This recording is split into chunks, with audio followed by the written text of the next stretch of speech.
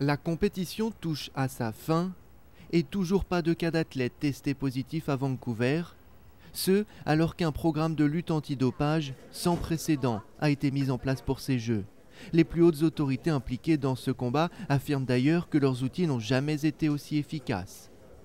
On a vu au cours des dernières années des avancées significatives dans la collaboration entre les autorités antidopage et l'industrie pharmaceutique, pour ne prendre qu'un exemple. On a vu également une avancée significative dans la collaboration entre les autorités sportives et les autorités chargées de l'application de la loi pour travailler pour tout ce qui est en amont du dopage. Autre outil utilisé par l'agence, une clause incitative inscrite dans le Code mondial antidopage en janvier 2009. Elle prévoit notamment un allègement des sanctions pour tout athlète contrôlé positif, mais qui accepte par la suite de collaborer avec les autorités et les aide à découvrir d'autres violations. Et c'est ce laboratoire qui est au cœur du programme antidopage pendant les Jeux de Vancouver.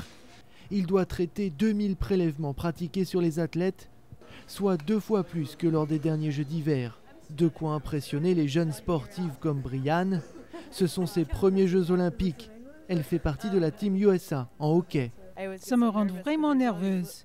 Il y a tellement de petites choses interdites dans des tas de produits. Dans des sprays, par exemple. Parfois, on ne s'en douterait même pas que c'est interdit. Selon le comité olympique, en 11 Jeux d'hiver, seuls 13 athlètes ont été contrôlés positifs.